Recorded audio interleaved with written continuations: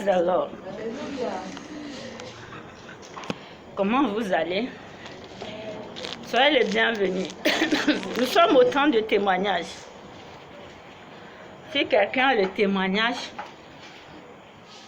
la personne se lève gardement et nous dit son témoignage. Mais surtout si vous pouvez témoigner en français comme ça, ceux qui nous suivent aussi vont comprendre quelque chose. Amen. Si vous ne voulez pas témoigner, on va passer à l'enseignement directement. Amen. Praise the Lord. Qui peut se lever et me dire le thème du mois? Le thème prophétique de ce mois. Fermez les cahiers. Le thème prophétique du mois. Hein? Le thème prophétique du mois de septembre. Tu as ouvert le cahier. Ah ah.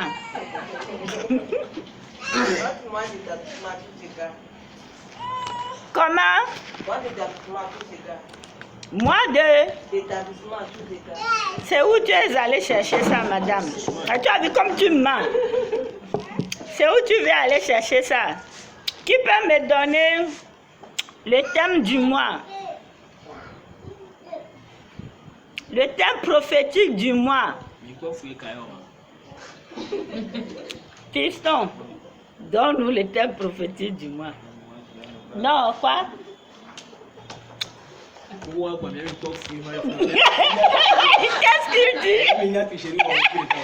Tu dis de tricher? Non, ils ont l'habitude de faire ça. Ah, toi, mais... Le thème prophétique du mois, Gertrude. Laisse le cahier. Le thème prophétique du mois. Eugénie. Oui. Ça. Ma petite, ça, elle va te donner la honte aux gens. Le thème prophétique du mois. Oui. Comment c'est? Gertrude. Le thème prophétique du mois, lève-toi, je ne blague pas.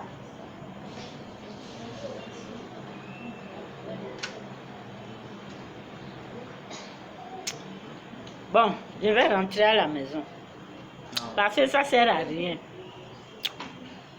Madame vice-présidente, Flora, le thème prophétique. Gertrude, c'est pas toi qui nous avais donné ça déjà la fois passée. Je vais te révéler la mémoire. Le thème prophétique du mois. Moment de fécondité. Moment de productivité glorieuse à tous égards. Mon mois de productivité glorieuse à tous égards. Amen. Acclamons le Seigneur. Praise God. Alléluia. Et qui peut me dire le thème de l'enseignement? Toi-même, tu me fais rire. Le thème de l'enseignement de lundi passé. Le thème là, moi, ça me fait beaucoup dans mes Non, ce n'est pas toi. Toi, tu es responsable. Je ne suis plus dedans.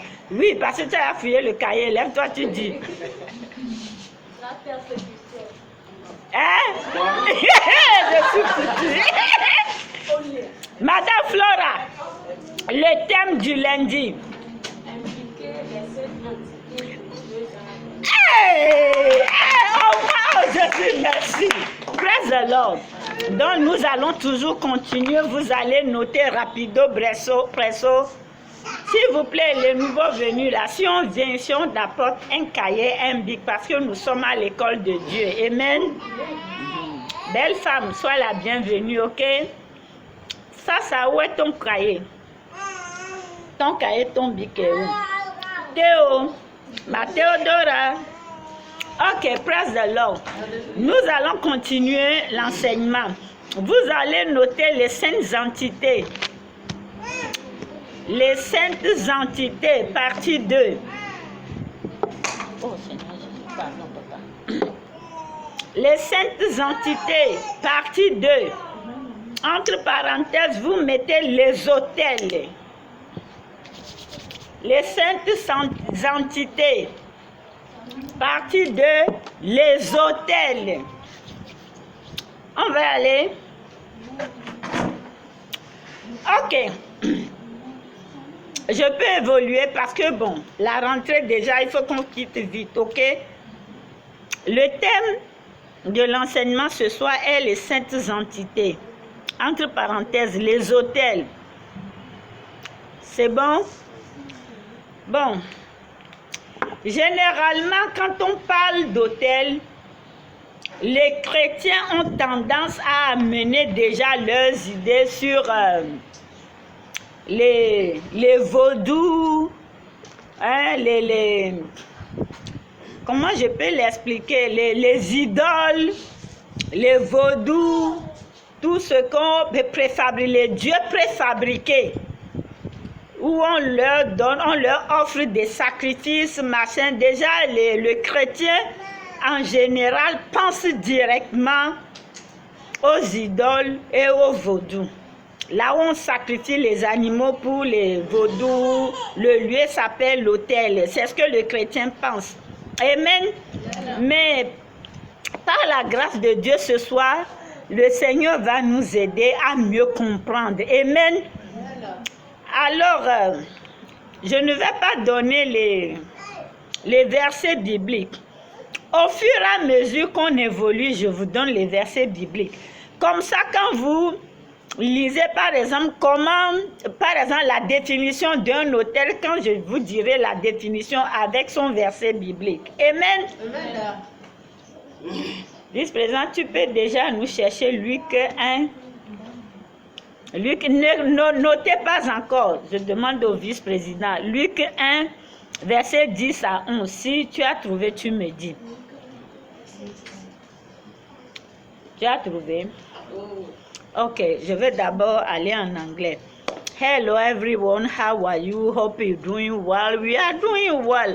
I'm always praying that all our followers doing well, doing great, and may grace of salvation of Jesus Christ locate all of you in Jesus' mighty name. Amen.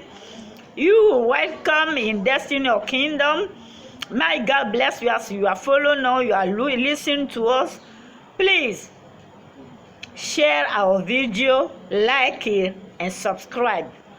As you are listening to me now, may my God bless you. Amen. I will teach in French. Later, I will come back to explain to you in English. So if you are hearing me speaking in French, please don't off your phone or your computer. Continue to listen in French. Even you can ask the transcription, but I will come back to you in English because this teaching is very, very important for all of us. So the theme of our teaching today, the theme gonna be the Holy Entity, Part 2. The Holy Entity, Part 2. And now, the altars. The altars. In general, a Christian, if you are talking about altars, a Christian used to think on the main time about idols, about the juju when they take ground to make and they used to sacrifice to. But the Bible gonna give us a lot of type of meaning of altars. May my God bless you as you are listening to. Amen. Ok. Comme je vous le disais, maintenant nous allons voir qu'est-ce que c'est qu'un autel. Vous allez commencer par noter, ok? Autel, définition. Pas autel où écoutez, ça s'écrit A-U-T-E-L. Pas hôtel où on héberge les étrangers où tu peux aller prendre une chambre et se reposer. Non, hein? Hôtel, ici nous parlons d'hôtel, A-U-T-E-L. Pas hôtel, H-O-T-E-L. Non, hein? Hôtel, A-U-T-E-L, c'est bon? Définition. Un hôtel, je peux continuer, est un lieu, virgule. Un hôtel est un lieu, virgule, une base, virgule, une plateforme. Un hôtel est un lieu, virgule, une base, virgule, une plateforme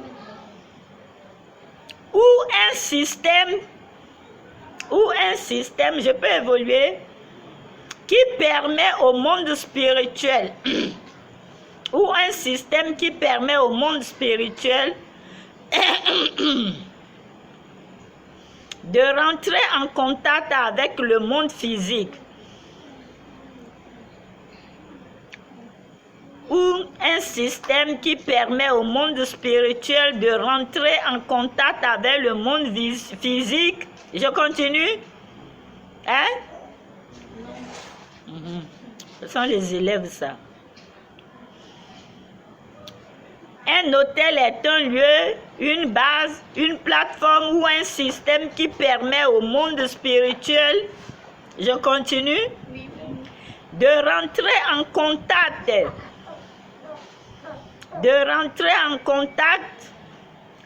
avec le monde physique,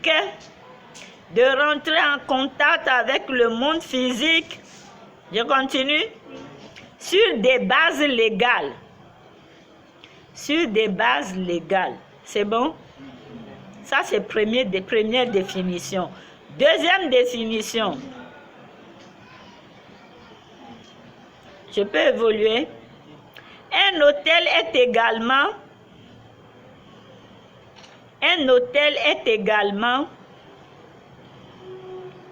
je peux évoluer. Un hôtel est également une plateforme. Je peux continuer.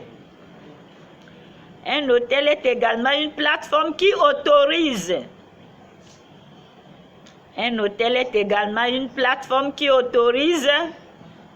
Je continue. Des lois.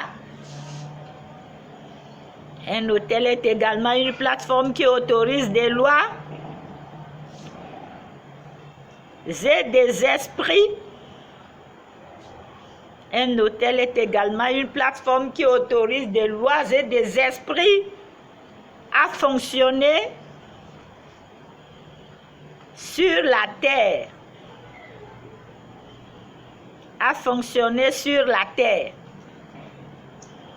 C'est bon? Nous allons lire maintenant Luc 1, verset 10 à 11.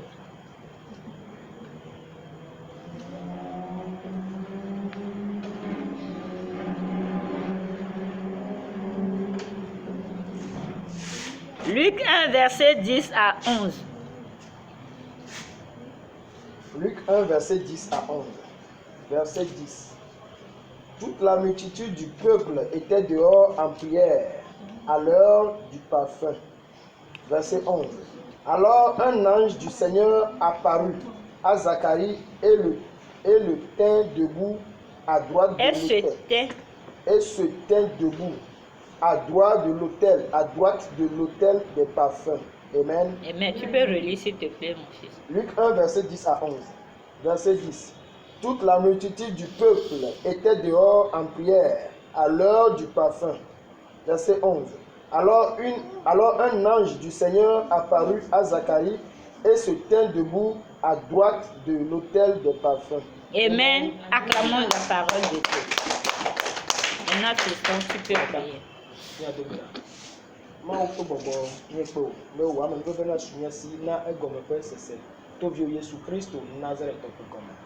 Amen. Thank you, Holy Spirit, for taking control in Jesus' mighty name.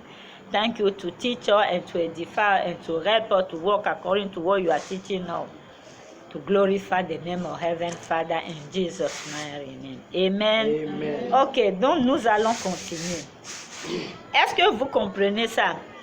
Donc l'autel est un endroit où le monde, qui permet au monde spirituel de venir être en communication, en relation avec le monde physique pour opérer légalement. Ok? Alors, si un hôtel est un lieu comme ça, nous allons voir maintenant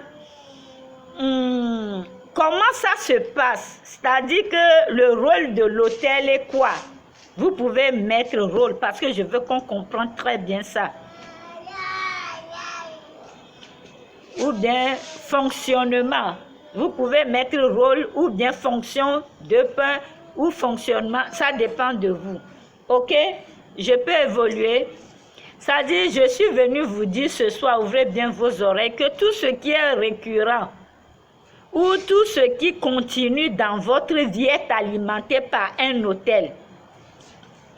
Tout ce qui est récurrent, tout ce qui se mouvoie, tout ce qui dure, tout ce qui peut te faire reculer, tout comme tout ce qui peut te faire avancer, est toujours alimenté par un autel, que tu le veuilles ou pas. Je suis sérieuse là-dessus. Et l'autel, les autels sont les idées de qui? Qui a instauré les autels? C'est le Seigneur Dieu Tout-Puissant qui a instauré les autels. Et si nous retournons bien dans la Bible, depuis Genèse jusqu'à Apocalypse, nous voyons que les grands hommes de Dieu à l'époque, comme notre père Abraham, Isaac, tout ça, Jacob, tout ça, ce sont des gens, les gens qui ont dominé, qui ont beaucoup vécu, qui ont prospéré, qui ont des succès dans leur entreprise, qui ont vaincu l'ennemi et des ennemis. Ils fonctionnent à base de l'autel. Amen. Un autel enregistre tout ce qui est fait dessus ou tout ce qui est dit dessus, et lui, son rôle est de rejouer la cassette. Tout comme Dieu dit dans Osée 2 que lui, il exauce la terre, il exauce les cieux. Osée 2 à partir du verset 21, que lui, il exauce les cieux exaucent la terre, et la terre exauce le mou, le vin, l'huile, et le mou, le vin, l'huile exauce le prophète. Ça dit que c'est tout ce qui se dit sur l'autel là. Comment le sacrifice, comment tout ce que tu as proféré sur l'autel, c'est ça qui va fonctionner dans ta vie. Tes parents peuvent maintenant bâtir un autel. C'est tout ce qu'ils ont dit sur l'autel, c'est ça qui va vous suivre.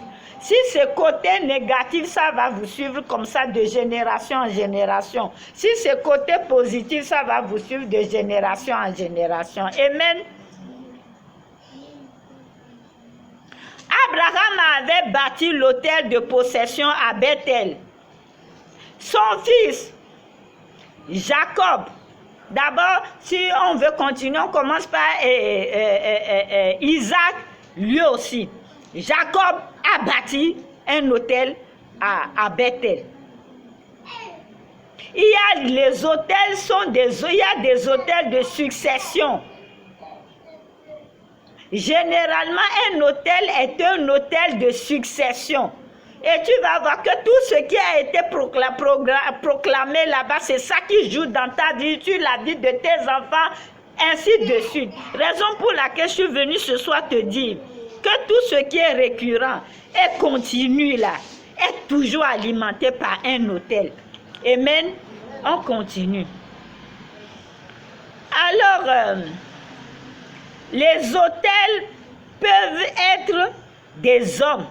Il y a des hommes. Un homme peut être un autel. Amen. Les autels peuvent être des hommes. Tu écris. Des institutions. Vous écrivez. Je continue. Les autels peuvent être des hommes, des institutions, des plateformes spirituelles. Je continue. Je continue. Des plateformes spirituelles sans aucune substance matérielle. C'est-à-dire que ces autels, les autels peuvent être des hommes, des institutions, des plateformes spirituelles sans aucune substance matérielle. Ça veut dire quoi? Ça veut dire que vous voyez, parfois tu vas voir un homme ou bien une femme, un enfant, toi-même tu vas te poser la question que, oh Dieu, qu'est-ce que tu as après cette personne-là? Moi, je vois ça dans ma vie. Vous savez, ne faites jamais l'erreur quand vous ne comprenez pas les choses de Dieu là. Cherchez Dieu pour que Dieu vous explique mieux. Moi, à l'époque, j'étais dans les choses de Dieu aussi comme ça. Et puis, de telle manière que jusqu'à présent, moi, je n'écoute pas n'importe quelle prédication. Et mes pieds ne vont pas n'importe où. Parce que moi, j'en avais payé avec ma vie. J'avais écouté une prédication, le pasteur qui disait que il faut aller arracher tout ce que Satan t'a volé, machin et tout. Quand je commence par prier, je faisais, mais j'étais vraiment un vrai chrétien. Je peux prier, les miracles, les choses se passaient, on faisait les croisades. Tout ça, j'allais jusqu'à Accra, comment vous appelez ça, Nkrumah Site, Baptist Church, à Chimota College. J'allais en retraite là-bas 40 jours, 50 jours. Après on faisait des retraites, on faisait des croisades, tout ça. Le Seigneur m'utilisait puissamment.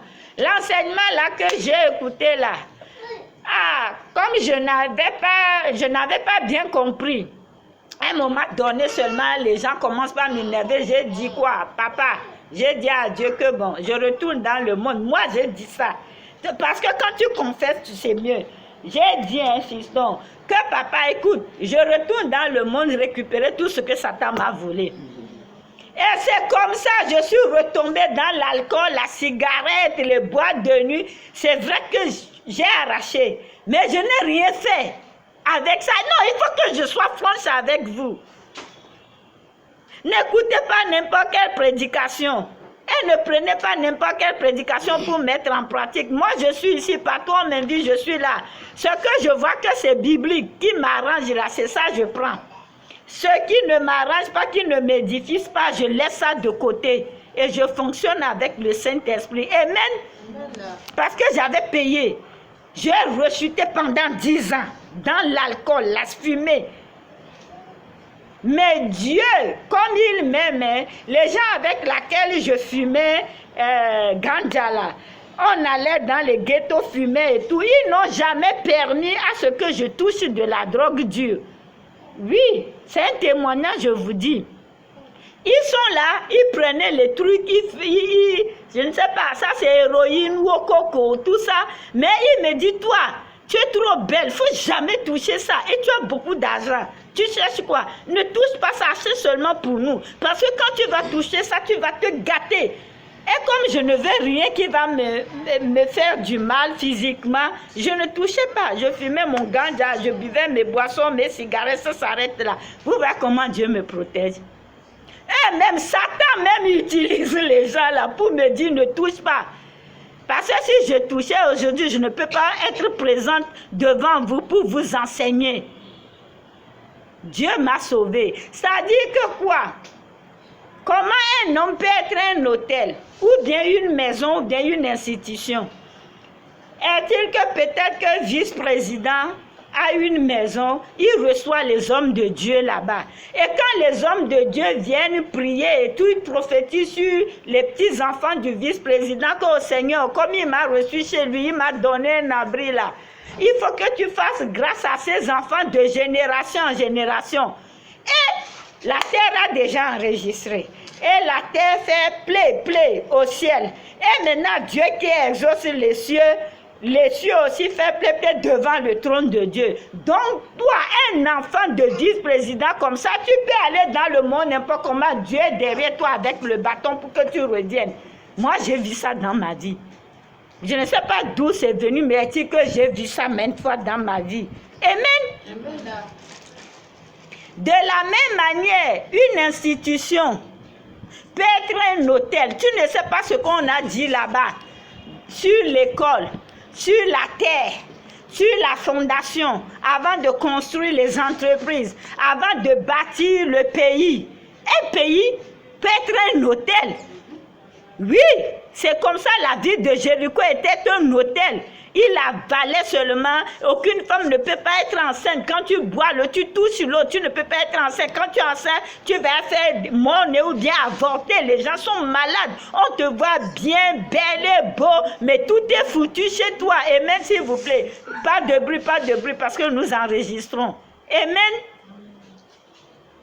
Raison pour laquelle, partout tu vas mettre tes pieds, tu vas chercher d'abord à comprendre spirituellement. Qu'est-ce qui te ralentit? Le pays est construit comment?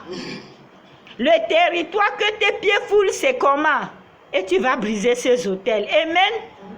Parce que si tu es dans un hôtel, si tu es dans un pays ou dans une institution qui est dominée par des hôtels, ça va jouer sur toi. Ah, étant chrétien, ça peut jouer sur toi. J'en viens. Amen.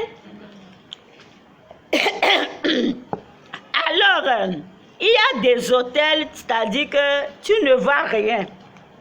On te dit ça, c'est l'eau que je bois, non? Hein? Mais cette eau, c'est un hôtel de Dieu. Pourquoi? Parce que j'ai prié dessus. Et comme j'ai prié dessus, ça permet aux anges de descendre et partout l'eau va toucher. La puissance de Dieu va se manifester dedans. C'est ce que je veux que vous compreniez les choses. Ta chambre peut être un hôtel. Je ne vous dis pas d'aller prendre la terre, fabriquer des hôtels, non. Ta chambre peut être un hôtel, là où tu cherches Dieu, là où tu pries, là où tu rencontres Dieu.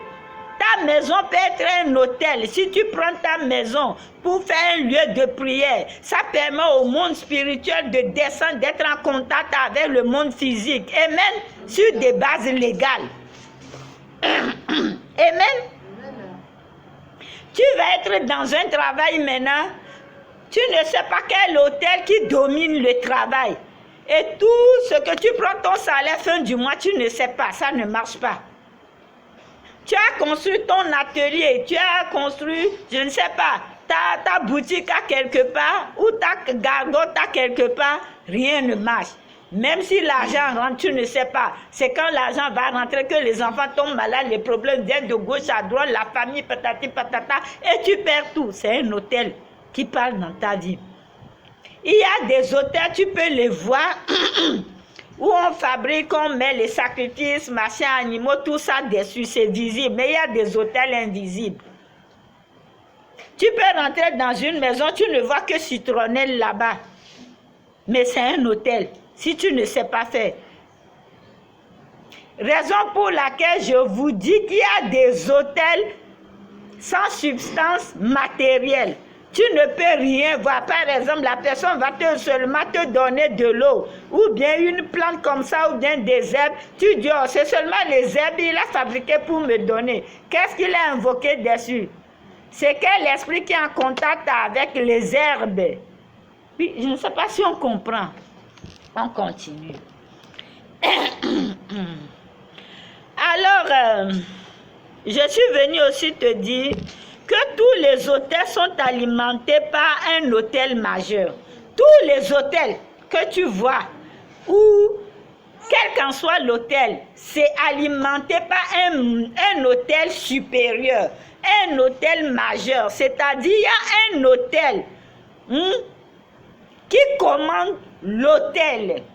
Un hôtel dans le domaine spirituel qui commande l'hôtel du domaine physique. Amen. Pour que ça puisse fonctionner, l'hôtel physique tire sa puissance, son pouvoir, sa force d'un hôtel supérieur qui est au-dessus de tout, d'un hôtel majeur. Amen. C'est comme Dieu dit, nous tous nous sommes des dieux, mais il y a un Dieu qui est au-dessus de tout, suprême, qui a la suprématie, la souveraineté, qui nous a créés. C'est lui qui s'appelle Dieu Tout-Puissant, I am that I am. Je suis ce que je suis, je suis, I am that I am. Je suis celui, mon nom est, je suis celui qui suis. Amen. C'est ce que je veux que vous compreniez. Alors, nous allons rentrer maintenant dans le vif de l'enseignement. Je veux que vous notez aussi l'autel, donc, comme je vous dis que tous les autels sont alimentés par un autel majeur, nous allons maintenant voir ça. Je suis en train de parler des autels sataniques, ok? Nous allons voir les autels sataniques. Qu'est-ce qui est-il son pouvoir d'où? Les autels sataniques se ressourcent où? Premièrement,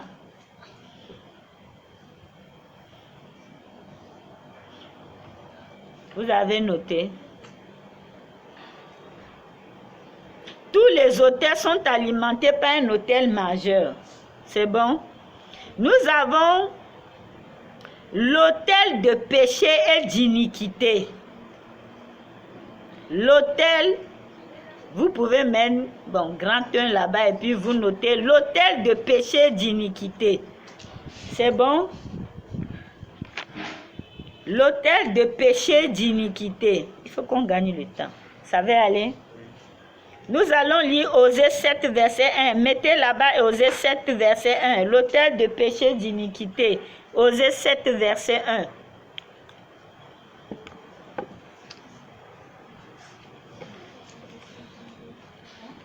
So, hello. Okay. I won't just... Tu as trouvé? Tu peux aller en anglais d'abord pour gagner le temps. C'est bon? Ok. Osée 7. Osée 7. Verset 1. Verset 1.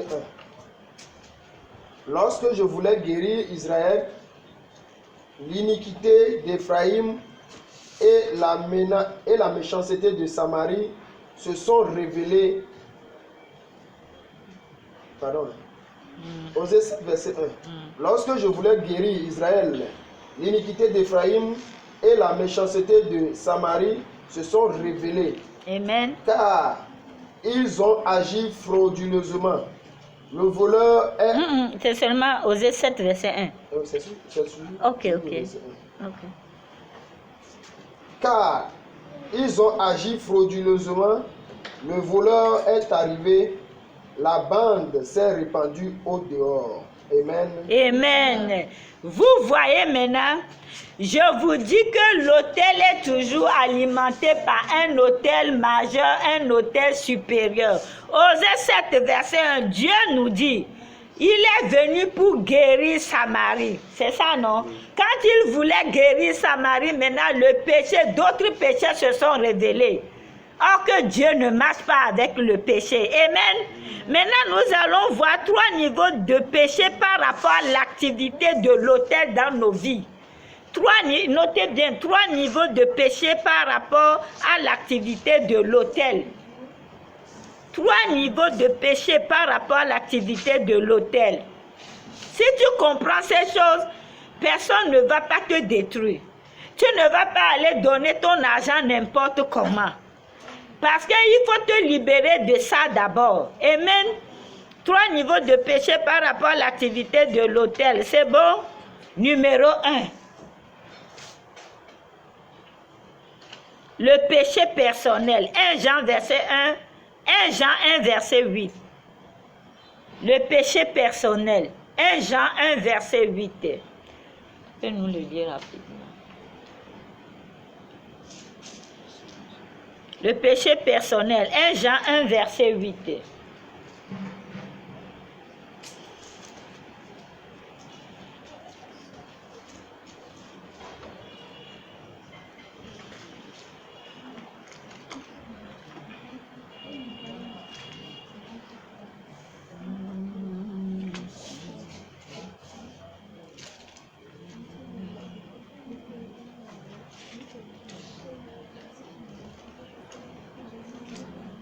Appelé.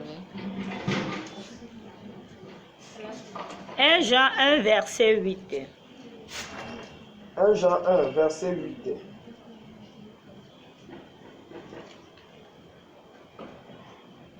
Car si nous disions que nous n'avons pas de péché, nous nous séduisons nous-mêmes, et la vérité n'est point en nous. Amen. Amen. La Bible dit le péché personnel. La Bible dit dans 1 Jean 1 verset 8 que si nous disons que nous n'avons pas de péché, nous sommes tous des menteurs. Amen. Parce que la Bible dit aussi que tous ont été corrompus, tous sont disgraciés, tous sont... Aïe, aïe, aïe, j'ai oublié le mot. Parce que nous tous, nous avons péché et nous sommes privés de la gloire de Dieu. Amen. Tout comme 1 Jean 1 verset 8 le dit, que si nous disons que nous ne péchons pas, nous sommes des menteurs, nous tous nous péchons. Amen. La grâce est venue du Seigneur Jésus-Christ pour nous délivrer. Donc l'activité de l'autel est activée par le péché personnel. Je vais commencer par les numéroter, par le péché personnel. Parce qu'au fur et à mesure que tu pêches et tu refuses de te repentir, Satan vient, il trouve toujours une faille en toi et ça active le démon de l'autel et ça continue de travailler, de te manipuler. Amen. S'il vous plaît, je veux votre attention ici. Amen. Et maintenant, Dieu pardonne le péché. Mais il y a un péché que Dieu ne pardonne pas, c'est l'iniquité. Je vais être vraiment franche avec vous. Vous allez me demander si Jésus-Christ n'est pas mort pour l'iniquité. Oui, il est mort. Il a tout supprimé pour nous. Mais l'iniquité, c'est quoi? C'est le péché continu. Le péché que tu sais que c'est pas bien, que tu continues de faire. Ça veut dire, la Bible nous fait comprendre que quand tu le fais là, tu recrucifies Jésus sur la croix. À chaque fois que tu recrucifies Jésus sur la croix, tu bafoues son sacrifice. Tu bafoues son sang. Qu'est-ce qui va te pardonner, justifier, sanctifier maintenant? Raison pour laquelle Jésus-Christ dit que le jour J, vous allez dire que j'ai chassé des démons en votre nom, j'ai guéri des gens en votre nom, en ton nom, j'ai chassé des démons en ton nom, Seigneur, j'ai guéri les malades en ton nom. Mais moi, Jésus, je vais te dire, arrête de moi, vous les menteurs, vous qui commettez l'iniquité. L'iniquité, c'est le péché continu volontairement. Ça, Dieu ne pardonne pas parce que tu recrucifies son Fils Jésus-Christ. Amen. Sinon, nous tous, nous péchons, nous bronchons à parole, nous faisons des choses. Après, nous savons que non, ce que nous avions fait, c'est pas bon. Immédiatement, nous demandons pardon à Dieu et le Seigneur nous purifie, nous sanctifie et nous nous repentons de ça. Donc, quand tu es tombé, relève-toi et tu te repens et tu ne continues plus. Sinon, la force de l'autel va toujours fonctionner dans ta vie. Parce que l'autel est alimenté par ça. Amen. En deuxième position, maintenant vient le péché territorial. Ou le péché institutionnel, ou le péché territorial. Et nous allons voir Jonas 1. Jonas 1, verset 1 à 2. Jonas 3, vous allez lire Jonas 3, verset 5 à 8. C'est trop long. Il faut qu'on gagne le temps. Demain, c'est la rentrée. Bon, les enfants seront fatigués. OK? Nous allons lire Jonas 1, verset 1 à 2. Tout court. Notez aussi Jonas 3, verset 5 à 8. Vous allez lire Jonas 3, verset 5 à 8 à la maison. Amen.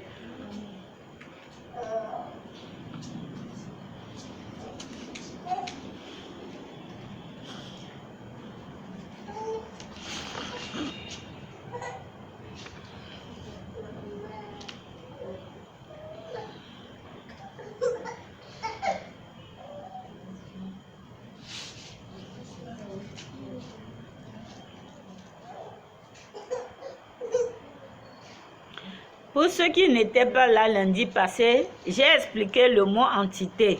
L'entité, c'est la constitution et la propriété d'un être ou son essence.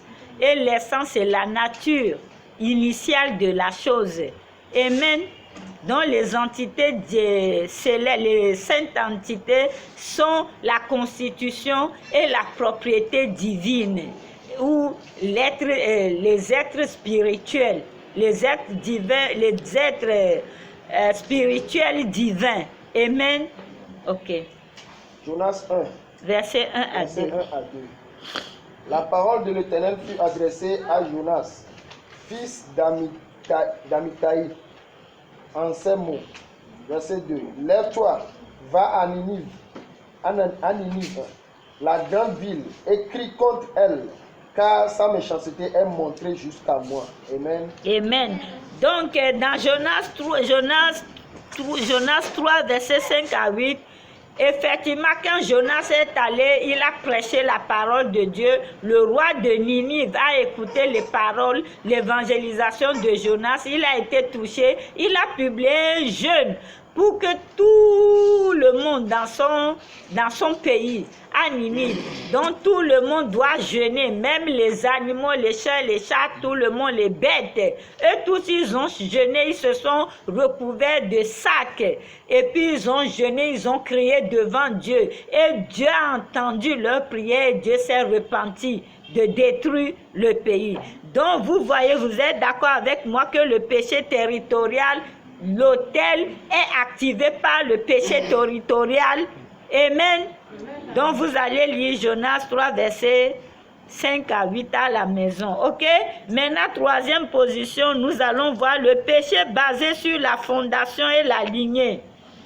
Le péché basé sur la fondation et la lignée. Le péché basé sur la fondation et la lignée. C'est bon?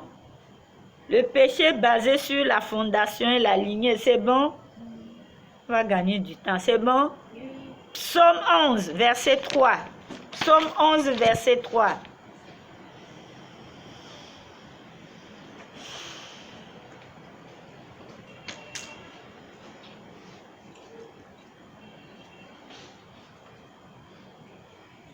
Psaume 11, verset 3. Le péché basé sur la fondation et la lignée. Psaume 11, verset 3. Psaume 11, verset 3. Quand les fondements sont renversés, le juste, que ferait-il? Amen. Vous voyez, vous êtes d'accord avec moi que les autels, tout ce qui est récurrent et continu, dépend d'un autel.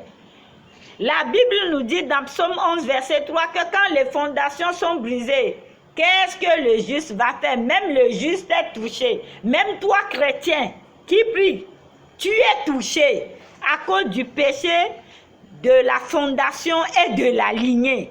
Alors, qu'est-ce qu'il faut faire? Il faut s'en débarrasser. Il faut les briser. Et ne pas commettre encore d'iniquité, de péché, te libérer de tout ça. Amen. Maintenant, tout ce qu'on a vu là, c'est comment l'autel satanique fonctionne dans la vie des gens. Maintenant, nous allons voir l'autel de Dieu. Mettez autel de Dieu. Nous allons finir. Je vais aller rapidement, le temps. Oh, mais j'ai plein de choses à faire demain, mais on fait pour Dieu d'abord. On peut aller. Les autels de Dieu sont également alimentés par un autel majeur ou un autel supérieur. Les autels de Dieu sont également alimentés par un autel majeur ou un autel supérieur. À vous de voir ce que vous allez écrire, si c'est majeur ou supérieur. Les autels de Dieu sont également alimentés par un autel majeur. On continue. Hein? Qui est le trône de grâce. Amen. Les autels de Dieu sont également alimentés par un autel majeur qui est le trône de grâce. Amen. Et nous allons lire Hébreux 4, verset 14 à 16. Hébreux 4, verset 14 à 16.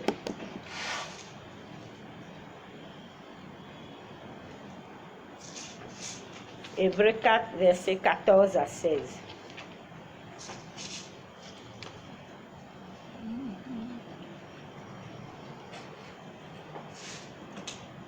Hébreux 4, verset 14 à 16. Verset 14. Ainsi, puisque nous avons un grand souverain sacrificateur qui a traversé les cieux, Jésus, le Fils de Dieu, demeurons fermes dans la foi que nous professons. C'est bon? Verset 15. Car nous n'avons pas un souverain sacrificateur qui ne puisse compatir à nos faiblesses. Au contraire, il a été tenté comme nous en nous-mêmes en toutes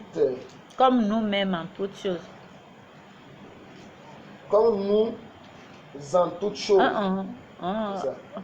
Ok. Sans commettre de péché. Verset 16. Approchons-nous donc avec assurance du trône de la grâce, afin d'obtenir miséricorde et de trouver la grâce pour être secourus dans nos besoins. Amen. Vous êtes d'accord avec moi que les autels de Dieu sont également commandés par un autel majeur. Et l'autel majeur qui alimente l'autel de Dieu est le trône de grâce. Pour le moment, mon ami, je t'invite, toi qui m'écoutes, à te repentir, à donner ta vie au Seigneur Jésus-Christ, à faire la paix avec le Seigneur Jésus-Christ, parce que Jésus-Christ est venu quand il était dans le monde, c'est pas pour juger.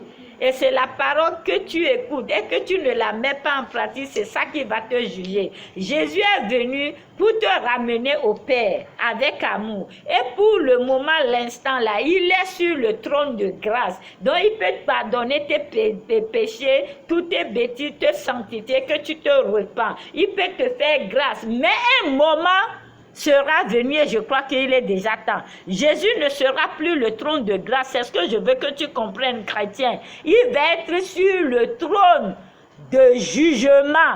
Et c'est de là qu'il va juger le monde, les morts et les vivants. Pour l'instant, il te fait grâce. Mais quand il va quitter le trône de grâce et que toi, maintenant, tu cherches à te repentir, ce sera trop tard. Franchement, il faut que je sois franche avec toi. Amen. Donc, le trône qui alimente le trône de Dieu, le trône supérieur qui est au-dessus de tout trône qui alimente l'autel de Dieu, ici-bas est le trône de grâce. Tu vas voir que je ne sais pas, un pasteur ou bien un évangéliste, il est déjà décédé depuis longtemps. Mais quand tu écoutes ces prédications, ça te touche et tu peux te repentir. C'est alimenté par quoi? Par le trône, par l'autel supérieur qui est le trône de Dieu. Amen. Tu vas voir, quand tu écoutes la parole de Dieu, ceux qui ont écrit la Bible, je sais que la Bible c'est la parole inspirée de Dieu. Mais ce n'est pas le Saint-Esprit qui est descendu pour écrire ça. Le Saint-Esprit est venu inspirer les gens pour l'écrire, mettre tout sur le livre. Mais quand tu lis la Bible, tu sais, tu te sens vivant. Tu sais que la Bible, quelqu'un est en train de te parler. Le Saint-Esprit est en train de te convaincre. Le Saint-Esprit est en train de te toucher pour que tu puisses te repentir. La prédication là, les gens qui vont l'écouter, ils ne me connaissent pas, ils ne m'ont jamais vu. Mais comme ce n'est pas ma parole, Dieu ne fait que utiliser son instrument que je suis. Parce que c'est lui-même qui a créé la bouche. Il a créé tout. Donc il veut utiliser comme il veut, il n'a qu'à utiliser. Il utilise ça, il est en train de te parler. Quand tu vas écouter cet enseignement sur YouTube ou sur les réseaux sociaux, ça va te toucher et tu vas chercher à te repentir. Ce n'est pas parce que moi je sais parler, non. C'est parce que ce qui est derrière l'enseignement, ce qui appuie l'enseignement, c'est ça l'autel de Dieu. C'est l'autel de Dieu qui alimente l'enseignement avec son feu, avec son inspiration, pour toucher ton cœur, pour que toi tu puisses changer. C'est ça le trône de grâce. Amen. Il est temps, chrétien, pour que tu te réveilles. Arrête de pécher. Arrête de faire des bêtises. Oh, moi, je ne suis rien. Moi, il n'est pas là-bas. Moi, il ne me voit pas. Oh, non, moi, je suis qui? Moi, vous savez, moi, je ne suis pas hypocrite. Hein. Quand moi, j'ai chuté, même je fumais, je buvais, je ne me cachais pas des pasteurs. Quelqu'un m'a vu dans un bar, j'étais en train de boire. Avant que je ne boive, je dois prier dessus. Je transforme ça au sang de Jésus. Ils sont partis Dieu parce qu'on a vu une femme là-bas, là. Et avant qu'elle ne boive la bière, elle doit prier dessus. Le pasteur, il dit que ça, c'est la sœur Patience. C'est elle. Je ne me cache pas. Quand je faisais la réception des pasteurs, Wina Chapel, tous mes papas, ils me connaissent, je les reçois bien et tout. Mais quand tu viens te dire, papa, je fume, ils disent, nous le savons. Et ils disent que ce qui est bien, c'est que toi, tu ne te caches pas. Mais vous oubliez, moi, j'avais un très grand bar-restaurant en Centrafrique. Les mêmes pasteurs, quand il y a des croisades, ils viennent parce qu'ils ne savent pas que je suis la propriétaire. C'était des gens qui servaient. Un jour comme ça, il y avait la croisade parce que je suis juste en face du centre de basket. J'habitais dans le quartier résidentiel du chef de l'État. Donc tous les tournois s'organisaient là-bas. Et c'est mon restaurant que, bon, les personnalités aiment. C'est là qu'ils viennent, quoi. Est-ce que vous savez quoi? Le pasteur est venu et il me dit de lui donner coca.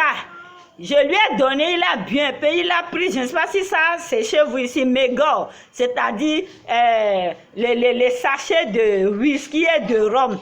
Mégot là c'est rhum, ou bien c'est plutôt le whisky. Il a pris 3 cachets, il dit combien on vend ça, j'ai dit donnez-lui le prix. Il m'a demandé, vous pouvez me servir, j'ai dit oui. J'ai coupé, il me dit de verser dedans, je l'ai bien servi, c'est pour y boire. Après j'ai dit papa bonsoir. Et je lui ai dit la paix, parce que Wina Chapel, on se voit, c'est-à-dire on ne se reconnaît pas la paix. J'ai dit papa la paix, il a tiqué. Il dit, vous, qu'est-ce que vous faites ici? Il dit non, c'est mon bar-restaurant ici. Il dit oh non, j'ai confiance en vous et vous savez, il veut me bluffer. Nous les pasteurs, comme on crie beaucoup, tout ça. Hein? J'ai dit papa, c'est où c'est écrit dans la Bible de ne pas boire? De ne pas se saouler, oui. Tu prends un verre, il n'y a pas de problème, mais tu te justifies. Pourquoi? Moi, je ne me cache pas. Moi aussi, je bois, mais sans vous mentir, j'ai cessé de boire pendant 10 ans. Moi, je ne bois pas, je suis une buveuse occasionnelle. Et pendant la fête, je peux prendre un petit verre pour faire tchin-tchin, ça s'arrête là. Ou si je veux boire, j'achète mon vin, je prie dessus, je bois, je mange bien, je dors. Je lui ai posé, j'ai dit, tu n'as pas besoin de te justifier. Tu sais ça? Vous savez ce que c'est? Je ne dévoile pas le secret des gens, mais je vous explique quelque chose. Vous comprenez? Donc, il le faisait en cachette parce qu'il a guetté, il n'a pas vu aucun fidèle. Or que moi, je suis bien fidèle, mais il ne me connaissait pas. Vous voyez ce que ça fait? Ce n'est pas la peine de vous cacher. Moi, je n'aime pas l'hypocrisie. Si j'ai envie de boire une bière, j'achète ma bière, je prie dessus, je bois. Je ne vais pas me cacher d'un pasteur ou d'un quoi que ce soit. Non. Est-ce qu'on se comprend? Je ne suis pas hypocrite. Mais je ne suis plus quelqu'un qui boive. C'est-à-dire qui se saoule. Je ne suis plus ça. Dieu est contre l'ivresse. Il faut que tu sois ivre du Saint-Esprit. Amen. Arrêtez l'hypocrisie. Parce que la Bible dit tout ce qui est dans le noir sera révélé. Ah, Dieu l'a révélé. Mais bon, si j'étais pas une chrétienne fondée, vous ne savez pas ce qu'il a fait, ça peut ébranler ma foi, ou bien je mens. Yo. Restez la fête l'hypocrisie, vous allez mourir dedans. Moi, quand je n'en ai pas, je n'en ai pas. Oh. Je ne cache pas. Quand j'en ai aussi, tu sais que j'en ai. Allez, c'est ça. Bon. Donc, nous allons voir maintenant comment bâtir et maintenir un hôtel. S'il vous plaît, fiston, on a besoin de vous. Notez vite, vite. Comment bâtir et maintenir un hôtel? Vite, vite, vite. On va gagner le temps. Comment bâtir et maintenir un hôtel? C'est bon, je peux évoluer. Comment bâtir et maintenir un hôtel?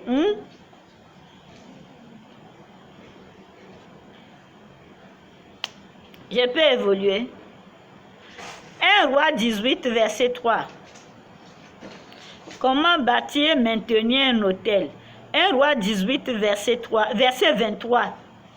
C'est bon? Et vous allez noter aussi 1 Roi 18, verset 30 à 39. Mais on ne va pas lire 1 Roi 18, verset 30 à 39. Comme bon, j'ai la notion de la lecture biblique, je vais vous Je vais essayer d'expliquer avec ça, ok? Parce qu'il faut qu'on gagne du temps. Je ne suis pas encore passée en anglais, ok? J'aime pas quand la vidéo est très longue. 1 Roi 18, verset 23. 1 Roi 18, verset 30 à 39.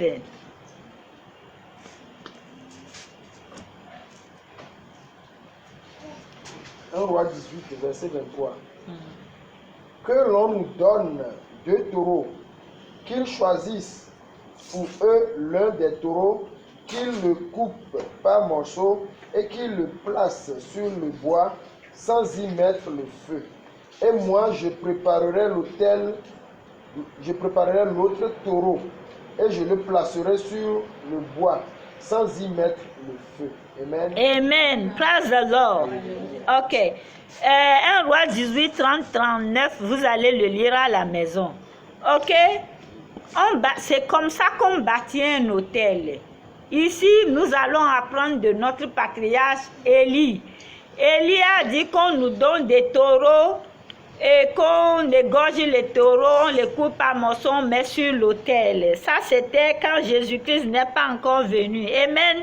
Je vais tout expliquer après. Maintenant, vous mettez maintenance, c'est-à-dire comment maintenir l'autel. Vous mettez tout court maintenance. Comment tu peux maintenir ton hôtel? Tu as déjà vu dans 1 Roi 18, verset 23, comment on le bâtit. Je ne te dis pas d'aller prendre la bouée, fabriquer une idole. Non, hein? Maintenant, maintenance, on peut aller. Numéro 1, la repentance, virgule, le brisement. La repentance, le brisement. Qu'est-ce que c'est que le brisement? Le brisement, c'est que toi, tu ne vis plus. Tu laisses Jésus-Christ vivre en toi. Tu laisses le Saint-Esprit te dominer. Que tu sois morte dans la chair et que tu vives selon Galates 5, verset 22, c'est-à-dire à travers les fruits du Saint-Esprit, en marchant selon les fruits du Saint-Esprit, comme Galates 5, verset 22 le disent, et crucifier la chair qui est nommée dans Galates 5, verset 19. Amen. Je peux évoluer. 2. Et il faut te repentir à chaque fois, une repentance sincère, avoir une bonne relation avec Dieu. Amen. C'est comme ça qu'on maintient l'autel de Dieu. Amen. 2. La parole de Dieu. La parole de Dieu. Là-bas, vous allez mettre Josué 1, verset 8. La parole de Dieu, c'est-à-dire lire et méditer la parole de Dieu, la mettre en pratique, parce que c'est en faisant cela que tu peux réussir et avoir du succès, de l'excellence dans tes entreprises et dans tout ce que tu fais. Amen. La parole de Dieu. Il y a des chrétiens qui ne lisent pas la Bible. Et comment tu veux maintenir l'autel de Dieu bien vivant? 3e, les promesses de Dieu, les garanties. Les promesses de Dieu, les garanties de Dieu. Je continue. 3e, les promesses de Dieu, les garanties de Dieu sur lesquelles tu te tiens. Les promesses de Dieu, les garanties de Dieu sur lesquelles tu te tiens. C'est bon? Les promesses de Dieu, les garanties de Dieu sur lesquelles tu te tiens. Je continue. Écoutez ici. Un autel peut substituer un autre autel. Quelqu'un peut aller chez charlatan acheter un bouc et il a fait des incantations en ton nom, il a sacrifié pour que tu meurs. Mais toi, écoutez ici, toi, pour racheter ta vie, tu pries et toi-même tu dois bâtir un autre autel. Comment bâtir ça? C'est-à-dire, si la personne, c'est le bout que lui a pris pour aller te faire le truc, toi tu prends le sang de Jésus, tu anéantis ça et tu fais un sacrifice qui dépasse l'argent du bouc ou l'argent de la chèvre. Je vais être franche avec vous. Amen. C'est comme ça, on appelle ça autel de substitution. C'est-à-dire, tu changes ce qu'il a fait contre ce que toi tu as semé. Alors, pour bâtir l'autel de substitution, comment on le bâtit? Numéro 1, le sacrifice. Quand je parle de sacrifice, je ne parle pas encore d'argent. Je ne suis pas ici aujourd'hui pour l'argent. Parce que vous avez tendance à mélanger les choses. Comment quelqu'un qui n'est pas bien repenti, quelqu'un qui n'a même pas Jésus, quelqu'un qui ne sait même pas qu'il y a un Jésus qui est mort sur la croix pour lui, que Dieu a tant aimé le monde pour lui donner son fils. Directement, vous lui dites de semer, de planter, de payer la dîme, de faire des sacrifices. C'est sur quelle idée, c'est sur quelle garantie les promesses de Dieu la personne va se tenir avant de planter tout cela. Sinon, vous allez enrichir ceux qui vous demandent ça pour rien. Moi, je suis venu ici vous enseigner que le premier sacrifice là, c'est toi-même, comme Hébreu nous le dit. Le premier sacrifice, dans Romains 12, verset 1, le sacrifice personnel, écrivez le sacrifice personnel. Romains 12, verset 1. Parce que je suis venu ce soir aussi pour te dire, avant que tu ne donnes quelque chose à Dieu, il faut le donner avec l'intention qu'en le donnant, tu sèmes et tu vas récolter. Amen. Mais si tu n'as pas cette pensée, donc tu ne sais pas ce que tu fais. Romains 12, verset 1. Vite, vite, vite. Romains 12, verset 1. Le sacrifice personnel. Romains 12, verset 1.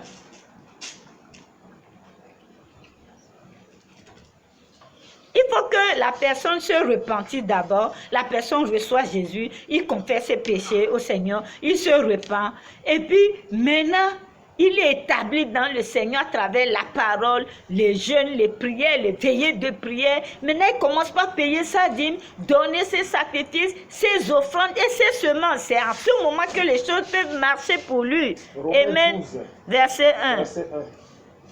Je vous exhorte donc, frères, par les compassions de Dieu, à offrir vos corps comme un sacrifice vivant, saint, agréable à Dieu, ce qui sera de votre part un culte raisonnable. Amen. Et vous avez écouté, non? Le sacrifice personnel, c'est ça. Romains 1 et Romains 12, verset 1. Offre ton corps entier à Dieu. Ton corps est le temple du Saint-Esprit. Tu n'es pas marié, arrête de coucher avec les femmes, arrête de coucher avec les hommes, arrête de faire des avortements, arrête de prendre tes pieds courir dans les boîtes de nuit. Tu vas glorifier le nom de Dieu en boîte.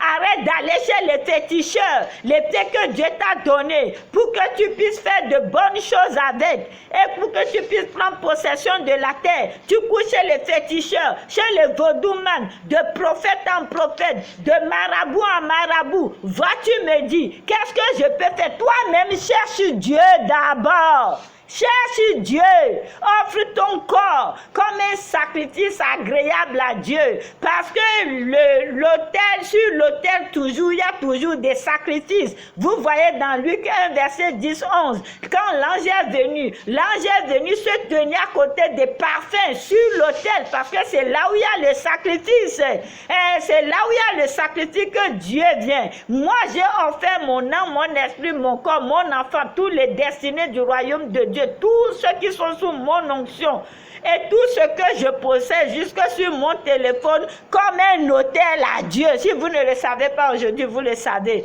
Pourquoi quand les choses vous arrivent n'importe comment, Dieu vous enlève? Parce que je vous ai sacrifié à Dieu. Amen. Amen. Et maintenant, deuxième, louange et adoration. Hébreux 13, verset 15. Tu vas nous lire ça. Hébreux 13, verset 15. Louange et adoration. Nous sommes au deuxième. Hébreux 15. Louange et adoration. Hébreux 13, verset 15. Hébreux 13, verset 15. Un temps on va finir pour vous. Bon. Je vais aller en anglais. Hébreux 13, verset 15. Hébreux 13, verset 15. Par lui, par lui offrons sans cesse à Dieu un sacrifice de louange, c'est-à-dire le fruit de lèvres qui confesse son nom. Amen. Amen. Vous voyez, Dieu siège dans la louange et l'adoration. Et je vais vous apprendre quelque chose. Louer Dieu, c'est de manifester ce qu'il a fait pour toi. Glorifier son nom. Dis tout ce qu'il a fait dans les chansons, en tapant la main, en jouant la guitare, en chantant avec ta voix. C'est ça, Dieu aime ça, Dieu siège dans ça. Maintenant, adoration, c'est de dire ce qu'il est. Il est grand, sa majesté, sa magnificence. Et tu te concentres et tu l'adores et tu l'adores en chantant. Amen. Pas cette fois-ci, louer, c'est danser, hein? Dis tout ce qu'il t'a fait. Maintenant, adorer Dieu, c'est de dire ce que Dieu, là, il est. Ce qu'il a, ça dit, tu l'adores pas parce qu'il t'a fait des grandes choses pour ce qu'il t'a fait. Amen. Par exemple, nous chantons merci, merci Seigneur. Oui, parce qu'il nous a fait des grandes choses que nous lui donnons des adorations. Amen. Dieu aime la louange et l'adoration. Et Dieu est un Dieu d'ordre. Quand tu finis de louer Dieu, adorer Dieu, tu veux prier, tu es en prière d'intercession. En prière d'intercession, c'est que tu es concentré pour prier et intercéder. C'est pas que tu chantes un peu, tu intercèdes un peu. Non, Dieu, toutes choses, tu comprends. S'il y a la chorale, quand on est en intercession, la chorale est en train de jouer des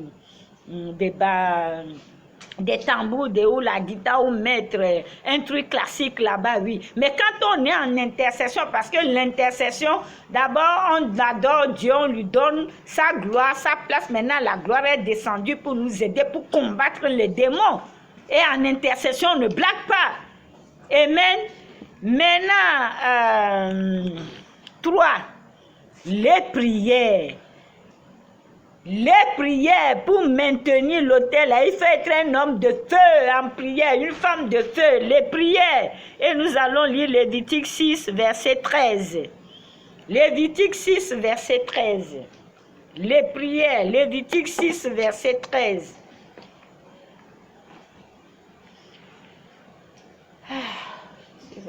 Presque à la fin, je rends grâce à Dieu. Lévitique 6, verset 13. Because before the creation I sanctify your name, I always worship my own. Ancient of days, I always honor you. Oh, God of grace, I always worship you.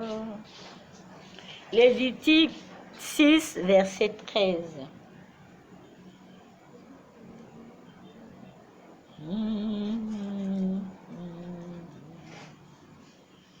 Before the creation of man, I am you forever and ever.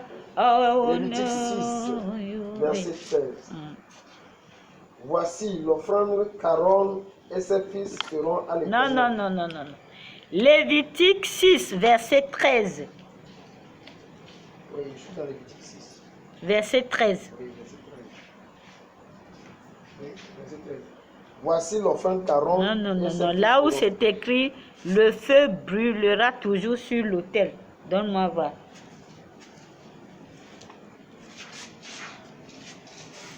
C'est le 6, le 13.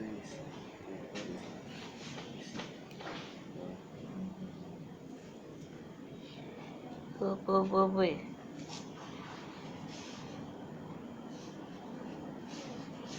Ton truc là. Oh. Comment? C'est où? 13. Tu ne vois même pas bien, même avec les natins. Là, on dit le feu doit toujours brûler sur l'autel où je me suis. C'est verset 5, Lévitique 5, verset 13. Hein? Lévitique 6, verset 5. Ah, Lévitique 6, verset 5. Ok, je vais rectifier ici. Lévitique 6, verset 5. Lévitique 6, verset 5. Le feu brûlera sur l'autel, il ne s'éteindra point. Amen. Chaque matin, le sacrificateur y allumera du bois, arrangera l'holocauste et brûlera la graisse des sacrifices d'action de grâce. Amen. Amen. Lévitique 6, verset 5. Rectifiez. Vous voyez, la prière, c'est le feu. La prière, c'est le feu qui vient consumer les holocaustes qui sont tes doléances à Dieu. Le feu descend pour consumer ça. Et ça devient un parfum de bonne odeur, agréable odeur dans les narines de l'Éternel. Et le Seigneur, maintenant, il t'exauce et il fait selon sa volonté dans ta vie. Amen. Dans rectifier Lévitique 6, verset 5. Amen. Le feu brûlera toujours sur l'autel. Un autel doit être toujours actif. Un autel doit être toujours actif dans les sacrifices, dans les adorations, dans les louanges et dans les semences, dans les dîmes, dans tout. Amen. Maintenant, les sacrifices et semences. Les sacrifices et semences, parce que la Bible nous dit dans Ecclésiaste que l'argent répond à tout. Quand Dieu a instauré les dîmes, les semences, les sacrifices, les offrandes, c'est pour nous-mêmes notre bien. Amen. Donc, il ne faut pas que tu sois contraint de donner la dîme ou donner la semence ou payer je ne sais pas, ou donner des offrandes. Amen. Et il faut savoir que tu récolteras selon comment tu as semé. Et quand tu mets déjà tout ceci en pratique, la repentance sincère, le brisement, et tu ne vis plus, tu laisses la place au Seigneur Jésus-Christ de vivre maintenant en toi, pour maintenir ton autel, tu es dans le jeûne, la prière et tout, et que tu donnes ta dîme, tes offrandes, tes sacrifices, tu sèmes là. Tu as maintenant, il faut savoir pourquoi tu le fais. Tu le fais, c'est pour pouvoir avoir une récompense de Dieu. C'est l'idée qui est derrière la tête. Avant que tu ne donnes ton offrande, tu ne donnes ton sacrifice ou ta semence. C'est selon l'idée là que le Seigneur va te le faire. Amen. C'est pas que tu arrives à un endroit, on dit bon, on va bâtir un hôtel, on commence par donner, dit qui va donner 5 millions, 50 millions, 20 millions, tu te lèves sans comprendre. Si tu comprends pourquoi tu le fais, tu peux donner 100 millions, 1 milliard, si tu veux, et tu vas être multiplié. Amen. Et maintenant, dernière chose, maintenant, quatrième, les déclarations et les bénédictions. 1 Roi 18, verset 36, nous n'allons pas lire, vous allez lire à la maison. C'est-à-dire, il faut, vous savez, à l'époque, quand les enfants d'Israël allaient à la guerre, qu'est-ce qui se passait? Le Seigneur leur disait de dire, louez Dieu, car sa miséricorde durera toujours. Au fur et à mesure qu'ils jouaient des tambourins, ils louaient Dieu, le Seigneur même combattait leurs ennemis pour eux. Amen. Donc, il faut toujours faire des déclarations positives. Il faut toujours déclarer et décréter. Et il faut toujours bénir l'Éternel. Amen. J'en ai fini ce soir avec vous. Je vais paramétrer rapidement en anglais. Amen. Praise the Lord. I am now with you today. My French teaching takes so long, but God is with us. Okay. Altar. The theme of the topic is altar, and I just want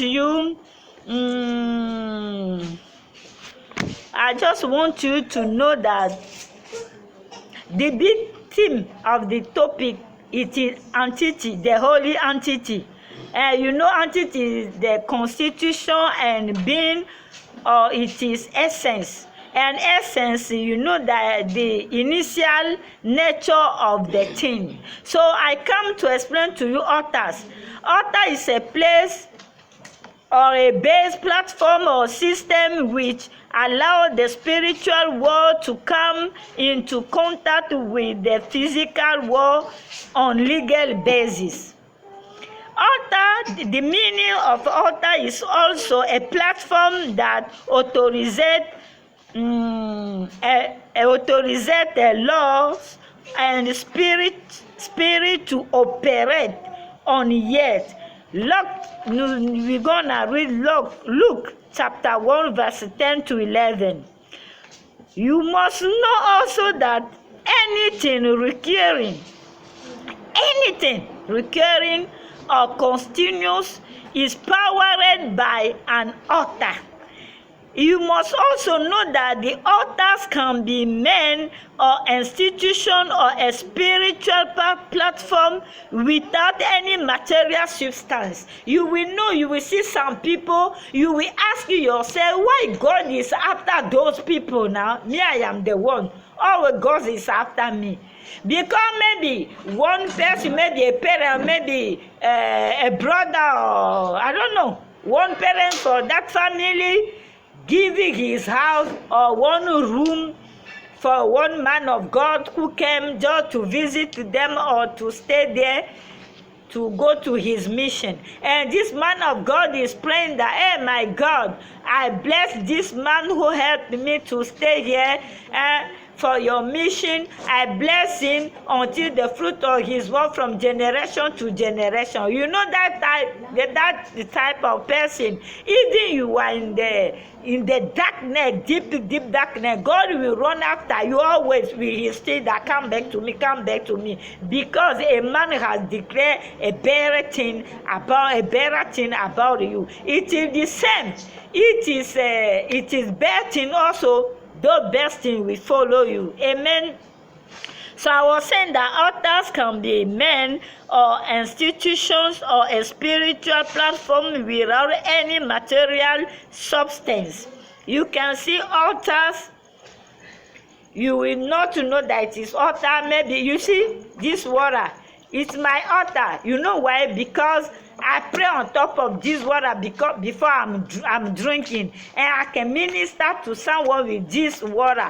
And this water, as I pray, the power of the anointing power of the prayer enter the natural water, turn to blessing water spiritually, and the heaven, the angel, the entity of the heaven, they will come. If I pour this water somewhere or I touch someone with this water, they will come and minister to the person. Amen. So altar can be the take ground to make those idols, those juju things can be satanic altar. Altar can be a person who sacrifice himself to God when the angels are with him always, the Holy Spirit using him.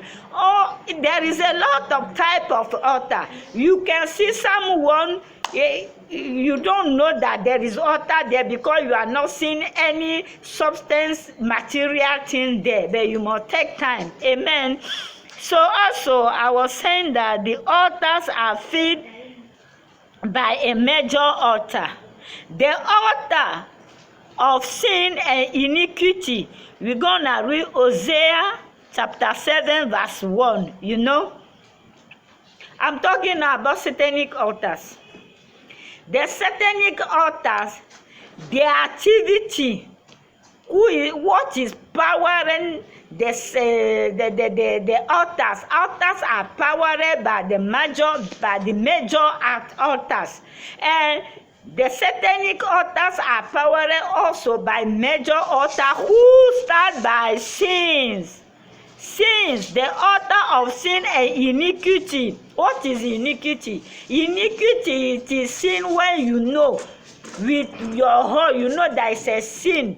You are not repented from this. You continue to commit the same sin. This become iniquity. And let me tell you that God is not forgiving to anyone iniquity, because Jesus Christ said, by time gonna come, you will ask me, Master, I prophesy in your name, I heal people in your name, I cast out the devil in your name, but I, Jesus Christ, will tell you, my friend, get out from here, because I do not know you. You are a liar, because you are committing always iniquity. This means iniquity, it is a sin where you know that it's a sin, but you are not repentant from this. You continue always to commit this. this, it's like you always you now. You are crucified back Jesus Christ on the cross, because Jesus Christ came with his blood, his flesh, to forgive you, to bring you to the Father. So he take you out from sin. All of us we used to commit sin. Sometimes you commit something you don't know that is sin. The Holy Spirit taught you, and then you humbly you pray, you say, God forgive me. Then you are not going to return again to commit the same sin. But if that one God forgive. But iniquity, what you know really that is sin, and you are committing this, and this become pleasure to you. You are crucifying back Jesus Christ. There is no forgiveness inside. Read well your Bible, my friend. So I was saying that the altar of sin and iniquity. So you're going to read in your house Hosea chapter 7 verse 1. Also iniquity. Let me translate iniquity to you. Iniquity, it is the same repetitive sin continue or continue without repentance. So now, 3 levels of sin in relation to altar activity. Yeah. First, personal sin. You will read 1 John chapter 1 verse 8. Second, you will read the territorial sin. You will read Jonas chapter 1 verse 2. Jonah chapter 3 verse 5 to 8. Third one, sin based on foundation and lineage. Sin based on foundation and lineage. You will read Psalm 11 verse 3. My dear, even a foundation altar, if the foundation, Psalm 11 verse 3 are telling us that if the foundation is broken, even the just is taught, even you Christian, you are taught. Why? Because of sins based on foundation and lineage. May God bless you. So now we're going to see altar of God. All those I have said about altar of satanic altar. Now altar of God. The altars of God are also powered by a major altar which is the throne of grace. Amen. Hebrews chapter 4 verse 14 to 16. It's a time now to be repent, my dears, you are hearing me. Because Jesus Christ came with law to bring you back to the Father. Until now, as he go back to the heaven, he's sitting on the holy throne of grace. So everything he can forgive you. But time gonna come when Jesus Christ is coming back. He's gonna sit on the throne of judgment, and there will be no any more forgiveness. Amen. It's the right time not to be repent, to give your life to Jesus Christ. Amen. So now we're gonna see, I said the altar of God are also powered by a major altar which is the throne of grace. Hebrews chapter 4 verse 14 to 16. How to build and maintain an altar. We're gonna read 1 Kings chapter 18 verse 23. 1 Kings chapter 18 verse 30. Amen. You will read this in the house. So the maintenance, how to maintain the altar of God. First, repentance, brokenness. Second, the word of God. Third, the promise of God, the guarantee of God on which you stand before you pay tithe, before you make sacrifice, before you give to orphans. You must know why you are giving all those things. You must to be repented first. You must to have brokenness spirit first. You will live Jesus Christ, live through to you. You will live through the fruit of the Holy Spirit. And Galatians chapter 5 verse 22, who can destroy every fleshy fruit who is in the Galatians chapter 5 verse 9. You will live through the Holy Spirit fruit. You will refuse to obey your flesh. You leave Jesus Christ live through to you. You leave the Holy Spirit impart all respect of your life. Then from there, now you got good relationship with God. Now you start now about the promise of God, starting to pay tithe. That in Malachi chapter 10 from verse 9 to the end. In Matthew chapter 23 verse 23, now you will start to sow seed, to give for orphans, to help people, all those things. And before you are doing all these things, you know that you have a think that if you are doing all these things, God will give you harvest. God will give you, God will put you in abundance. May my God bless you. So, is this I was saying in repentance, brokenness. Now, two, the word of God. You must know how to meditate a word of God, how to live through the word of God, how to live through the teaching.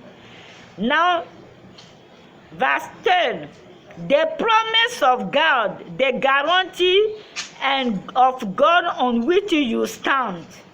Before you pay tithe, before you give, before you do this, you must stand in the promise and guarantee of God. For example, God said in Malachi chapter 3 that if you give tithe, He will destroy the destroyer. Before you are paying your tithe, you must pray on top and say, remember that to God. Amen. It's not God, is not remember. He wants us to talk with Him. He's a Father. Amen. Now, fourth, personal sacrifice. You will read Romans chapter 12 verse 1. Then you will know that your body are a temple of Jesus Christ. You must give your body, live a life of sacrifice. Your body must give glory and honor God. Amen. Your body is not prostitute body. Your body is not to go to the nightclub. You are going to nightclub. You are going to glorify who there. You are not going to glorify Jesus in the nightclub. Not to drink, smoke, do nonsense. You will see some people, they are there, they are doing nonsense with children, pedophilia, pedophile children, make those nonsense. They don't even know why they are doing this. It is one altar, bad altar, demon altar is talking in their life. May my God help you. So now fourth, personal sacrifice is Romans, you read Romans chapter 12 verse 1. And fifth, praise and worship. Praise God. You must praise God. Tell God that she's a God. Praise God because the great things He has done in your life. Dance to God. Worship God. Praise and worship. And you worship God with the fruit of your lips. Like Hebrews chapter 13 verse 15. You read Hebrews chapter 13 verse 15. Amen. Now, the prayers. You will write down 6. The prayers. Leviticus chapter 6 verse 13. Prayers. Leviticus chapter 6 verse 5.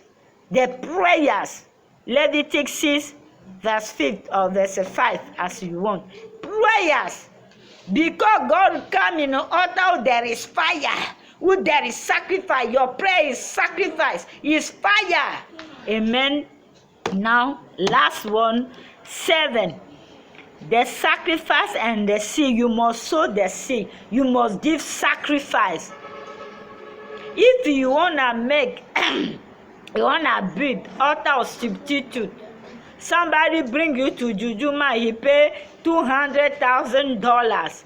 Now you, to change this, you must be repent, give your life completely to Jesus Christ, and you must make sacrifice. Who passed that money? Who the guy went to pay to kill you in Juju place? A Christian don't know how to make sacrifice. Look at people are making sacrifice. People in the world, they know about sacrifice. They are making sacrifice. The God success, the God fruitfulness. And you Christian, you are sleeping there. Even to pay tithe is a problem. To sow seed is a problem. So what do you want now? What do you want? So the 7, the sacrifice and seeds, and 8, declaration and blessings. Declaration, you know that time the Israel used to go to the war, what do you to make? Because celebration, they used to sing to God, you know, and God used to fight to them. God wants us to pray, to make the declaration and bless Him, bless God with your word, and make declaration, be your own prophet, prophesy, declare on top of your life of your children, and the Holy Spirit take control.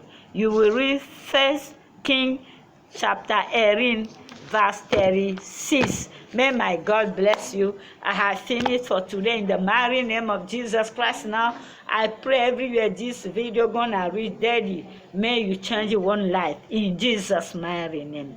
In Jesus' mighty name. Je prie que partout où ils vont écouter la vidéo, Seigneur, change une vie au nom de Jésus. Scellé par le sang de l'agneau. Au nom précieux du Seigneur Jésus. Amen. Bye bye.